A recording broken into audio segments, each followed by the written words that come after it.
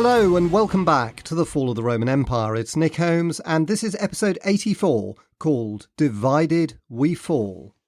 In March 538, as I mentioned in the last episode, the Gothic king Witigis abandoned the siege of Rome and retreated towards Ravenna.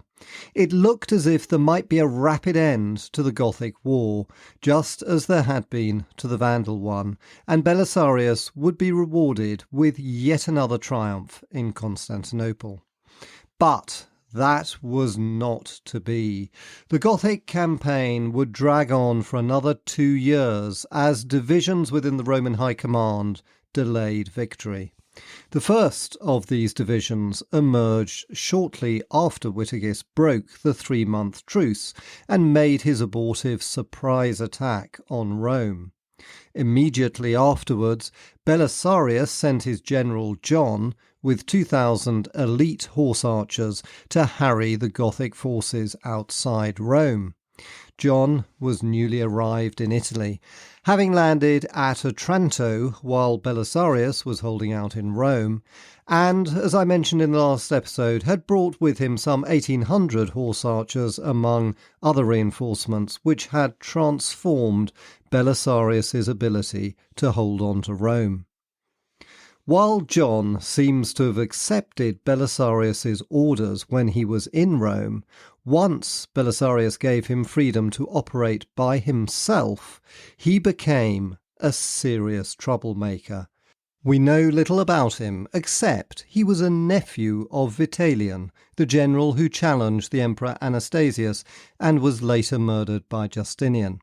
But despite this, Justinian seems to have liked him, and John later married the daughter of Justinian's cousin Germanus, who, as we'll hear later, was seen as the heir apparent to the imperial throne. Procopius describes him as brave and capable, although I suspect there's a bit of flattery here, since another source calls him John the Sanguinary or Bloody John, suggesting he had a reputation for brutality. Initially, things went well for John. In the countryside outside Rome, he destroyed a large Gothic force led by Witigis's uncle, Ulithaeus, killing him himself, according to Procopius. His success caused the Goths to flee at the sight of his men, and finding no opposition to his advance, he became ever bolder and more ambitious. He headed straight towards Ravenna itself, hoping his threat to the Gothic capital would cause Witigis to abandon the siege of Rome. But his strategy went against Belisarius's orders, since he'd been told not to bypass the Gothic strongholds in case they turned and cut him off and trapped him. Ignoring this, he headed hell for leather straight towards Ravenna in a blitzkrieg-like advance. But Ravenna was heavily garrisoned and there was no possibility he could take it. However, this wasn't the case with Rimini, which was on the coast and a day's journey from Ravenna. There, in the absence of a Gothic garrison, its inhabitants threw open its gates. He occupied the town, still hoping to put pressure on Ravenna. Procopius says he was encouraged in this by Witigis's new wife, Matasunta, the daughter of Theodoric's daughter, Amalasuntha, who not only wanted revenge for her mother's murder in her bath, but also detested her new husband and offered herself to John instead. Quote, "She opened secret negotiations concerning marriage and the betrayal of the city." End quote. At the same time, Witigis withdrew from Rome. John wanted to take credit for this and claimed it was because he was threatening Ravenna. More likely is that Witigis intended to withdraw anyway after his surprise attack failed. Belisarius took advantage of the Gothic withdrawal by attacking them as they retreated over the Milvian Bridge and inflicted heavy casualties. No doubt John felt Belisarius should be grateful to him, but he felt the opposite. When Matasunta's offer to betray Ravenna to John came to nothing, Belisarius was furious John had let himself be trapped behind enemy lines in Rimini. Witigis headed straight there to surround John, and to prevent a relief force from getting through to him, he strengthened the garrisons in the towns along the Via Flaminia, the main route to Rimini, by putting 4,000 Goths in Osimo, 2,000 in Urbino, and smaller numbers garrisoned half a dozen other strongholds. Suddenly, Belisarius had a major problem. John's impetuosity had resulted in 2,000 of his best horsemen, including many of his own guards regiment, being stranded in Rimini. Always decisive, Belisarius immediately dispatched 1,000 horsemen, led by Hildegar and Martinus, to Rimini with orders to make contact with John and help him retreat to safety down the coast to Ancona, which was in Roman hands. But when Hildegar broke through the Gothic lines and arrived in Rimini, John refused to move. This was an astonishing act of insubordination. He may have been motivated by Matasunta's marriage proposal or the Gothic treasure that was apparently contained in Rimini. Perhaps he had a personal dislike of Belisarius. Only a few months previously, an officer had tried to assassinate Belisarius when told to hand over stolen property. He'd been executed, which, Procopius tells us, was out of character for Belisarius, and perhaps John thought he was becoming tyrannical. Whatever John's motives, his decision left him stranded in Rimini and at Witigis's mercy. However, yet again, Witigis proved inept. Even with overwhelming numerical superiority, he failed to take the city. Procopius tells us that just as happened at the siege of Rome, he made siege towers and rolled them towards the walls. Although this time he made sure there were no oxen pulling them which could be shot, the towers came to a halt in front of a deep moat dug in front of the walls by John. The Goths couldn't get the towers anywhere near the walls, and, as happened at Rome, they had to abandon them. The Goths swarmed up to the walls but couldn't break through. Procopius emphasises John fought heroically in defending the city. He may have been insubordinate, but he wasn't a coward. Witigis settled down to starve John out while strengthening his strongholds outside Rimini to prevent Belisarius from coming to his rescue. He increased the garrison at Osimo to 10,000 men, making it the main Gothic military base after Ravenna. There was a stalemate during the summer of 538, with Belisarius not strong enough to attack Osimo and Witigis not strong enough to attack Rimini. But Witigis's blockade of Rimini was working, and John's men were getting close to starvation. Just at that moment, an enormous group of Roman reinforcements landed at Fermo, further south from Ancona on the Adriatic coast. It comprised 7,000 soldiers, of which 5,000 were Roman regulars and 2,000 Herulian federati under their own commanders, led by Narses, the general who'd worked with Belisarius to crush the Nika riots, and who was Justinian's chief treasurer. Narses was an unusual figure in Justinian's court. He was a eunuch, although we know nothing about his early life and why this happened, but it was a distinct advantage in his relationship with Justinian, since eunuchs didn't enjoy sufficient popular support to occupy the top positions of power like those of consul and emperor. Therefore, he posed no threat to Justinian, unlike Belisarius, who was wildly popular. Indeed, that Justinian sent Narses to Italy at all was the first sign of his jealousy of his celebrated general. And there was certainly no doubt that at the top of Narses' personal agenda was a wish to dilute Belisarius' success. The first problem Belisarius and Narses had to sort out was what to do about John. To make matters more difficult for Belisarius, Narses was a close friend of his. At a council of war, Narses argued for an immediate advance on Rimini to save John. But Belisarius was worried the relief force would itself become trapped. He wanted to capture the Gothic strongholds of Urbino and Osimo first before rescuing John. Procopius tells us the other generals supported Belisarius, especially since they didn't regard John's antics as deserving of sympathy. But Narses was adamant that they should go straight to Rimini. Then a messenger arrived from Rimini, having got through the Gothic lines at night, to say John could last, at best, another week.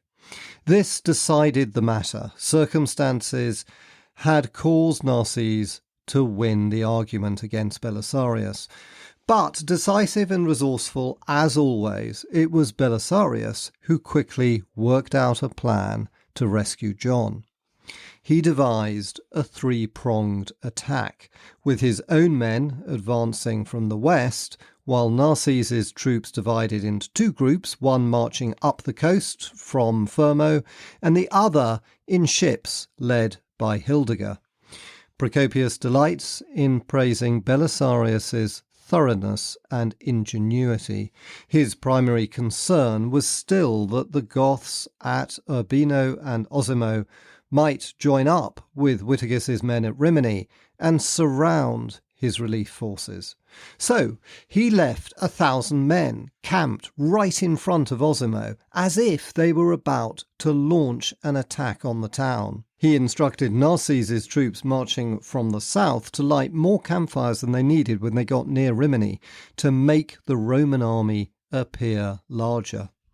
As usual, Belisarius' strategy worked. The Goths at Osimo stayed put and didn't attack the relief force. Meanwhile, those outside Rimini thought the number of Romans facing them was much larger than it actually was. Witigis withdrew. The Romans had won. But the divisions in the Roman high command were only just beginning. When Belisarius met John in Rimini, looking painfully thin according to Procopius, and told him he should thank Hildegard for rescuing him, John bitterly told him it was only thanks to Narses that he'd been rescued at all. This led to an open rift between Belisarius on one side and John and Narses on the other. Narses challenged Belisarius' authority in a council of war, saying he had Justinian's trust and refused to take orders from Belisarius. In response, Procopius tells us Belisarius read out a letter Justinian had sent him confirming he was supreme commander of the Italian army, despite Narses' arrival. Quote, "We have not sent our steward Narses to Italy in order to command the army. We wish Belisarius alone to command the whole army in whatever manner seems best to him, and it is the duty of all of you to obey him in the interests of our republic." End quote. Procopius says Narses seized upon the last words of the letter and said since he didn't regard Belisarius' orders as being in the interests of our republic, he would oppose them. This was disastrous. Narses kept the 7,000 troops he brought with him under his command and refused to comply with Belisarius' instructions. John did the same with whatever troops he could get to follow him. There were now about 20,000 Roman soldiers in Italy, enough to defeat the Goths if properly led by Belisarius, but only about half of them reported directly to him. The rest obeyed Narses and John. Procopius tells us the last months of 538 and the first of 539 were ones of complete paralysis in the Roman high command. The major casualty of this was to be the city of Milan in northern Italy. Belisarius had cleverly infiltrated a small garrison there, as well as in some of the other northern Italian towns, earlier in 538. However, Witigis had persuaded the king of the Franks, Theodebert, to help him against the Romans, despite Theodobert's pledge to Justinian he would be a friend of the Romans. But Theodobert was a double dealer and sent 10,000 Burgundians to Milan to besiege the city, not with a view to helping the Goths, but purely to plunder the wealthy city. He told Witigis he was coming to his rescue, while he told Justinian he was still a friend of the Romans, and since there were no Franks involved, it was only his troublesome Burgundian subjects who were intent on plundering the city against his wishes. Meanwhile, Belisarius' troops were busy besieging Urbino and Osimo, the main Gothic strongholds in front of Ravenna, which Belisarius was determined to take before advancing on Ravenna. So he ordered John, who had the troops closest to Milan, to relieve the city. But he refused to move, and his insubordination was backed up by Narses, who delighted in obstructing Belisarius' instructions.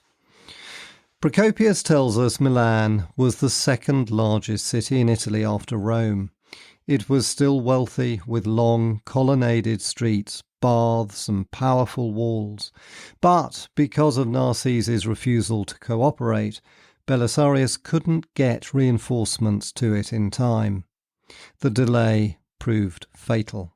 According to Procopius, when the inhabitants had eaten all the dogs and mice in the city, they began to starve. The Roman garrison surrendered on condition they would be released, which was honoured by the barbarians, but they left the city to its fate. Procopius says the Burgundians, encouraged by the Goths, took a hideous revenge on the inhabitants for the defeats Belisarius had inflicted on them, killing all the men and enslaving all the women and children. Procopius says 300,000 were killed, a huge exaggeration given the city probably had little more than 20,000 inhabitants. But Milan was left a ruin. For it, the Dark Ages had arrived. Milan's destruction was sufficiently shocking for Belisarius to make a serious appeal to Justinian to remove Narses. We don't know precisely what he said, and Procopius is strangely silent on this subject, but I suspect he must have offered his resignation. Whatever it was, this time Justinian listened to his celebrated general and did as he wished. He immediately recalled Narses to Constantinople, although he didn't punish him, and confirmed Belisarius as supreme commander. This was the first example of several such incidents, as we'll hear over the next few episodes, when Justinian promoted rivals to challenge Belisarius, only to realise his mistake and reconfirm his support for him. It wasn't a good omen for the future. But for Belisarius, his problems were far from over. The capture of Urbino and Osimo was extremely difficult. They were both hilltop towns protected by sturdy walls and almost impossible to storm. But for once Belisarius got lucky. At Urbino, unknown to him, the Goths depended on a single well for water, which ran dry towards the end of 538. The Goths surrendered. But further problems arose. The 2,000 Heruli Federati brought by Narses were unhappy with his recall to Constantinople and deserted back to their homeland in the Balkans. Belisarius was now concentrating 11,000 of his troops against the fortress of Osimo, which contained 10,000 Goths. He also laid siege to another Gothic stronghold at Fiesole. But progress was slow, and John, who had not returned to Constantinople with Narses, was still stirring up trouble against him. Then in mid-539, a potential catastrophe occurred. The Franks struck. King Theodobert, enticed by the plunder from the sack of Milan, launched a full-scale invasion of northern Italy. Procopius says 100,000 Frankish warriors crossed the Alps. These were almost entirely infantry, armed with swords, spears and shields.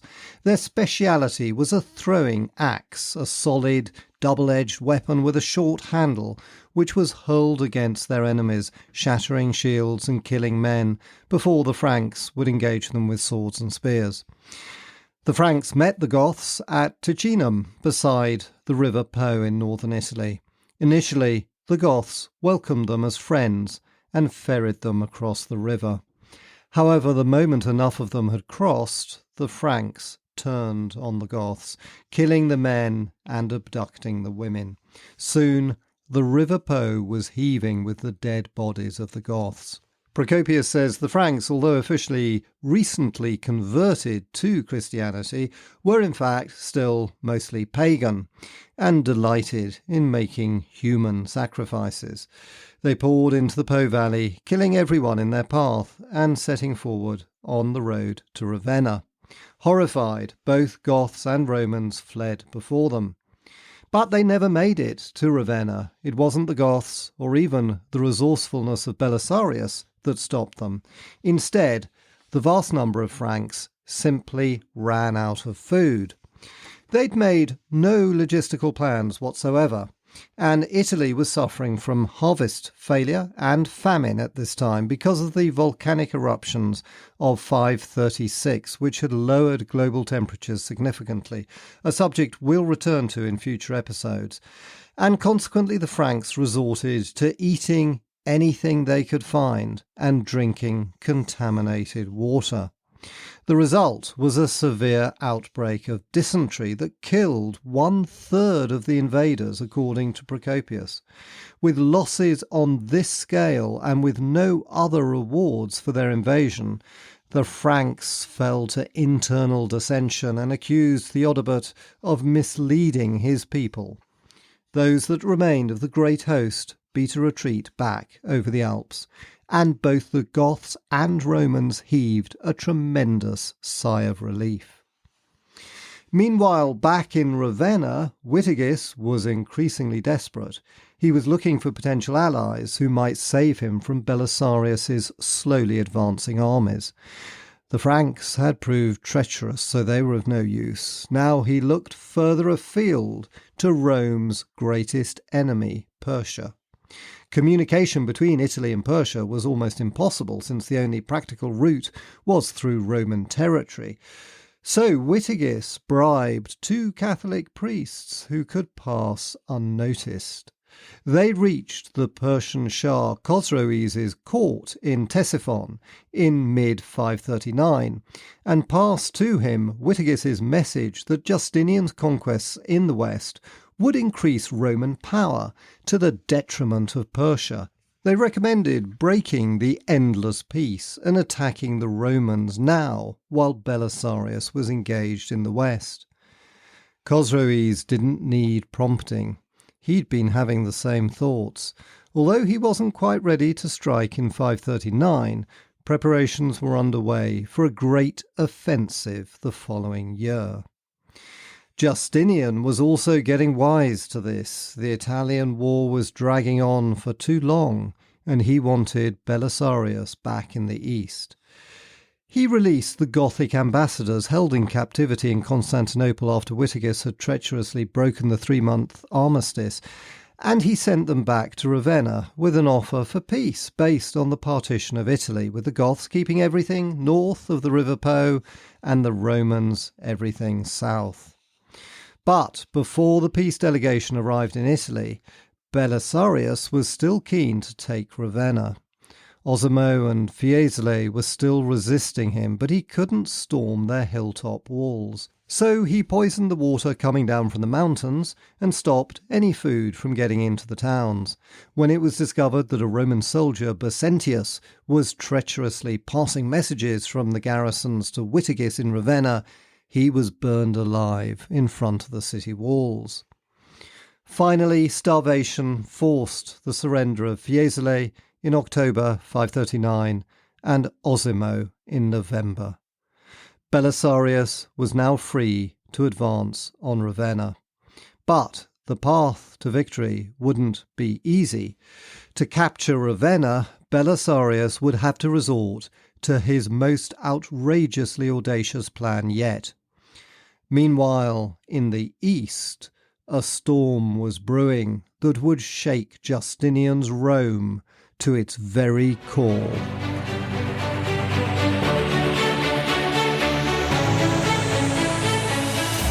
And that ends this episode. Thanks so much for listening, and I hope you enjoyed it. And in the next episode, which will be in a week's time, on the 20th of April, we'll continue with the amazing story of Justinian Belisarius and the Age of Reconquest. And in the meantime, if you like the podcast and listen to it on Spotify, I'd be so grateful if you could click the star rating. That would be great. And of course, do also check out my website, nickholmesauthor.com, link in the show notes, to find maps, blogs and a free ebook. And don't forget to take a look at my latest book, Rome and Attila. Again, link in the show notes. Thanks for listening and see you next time.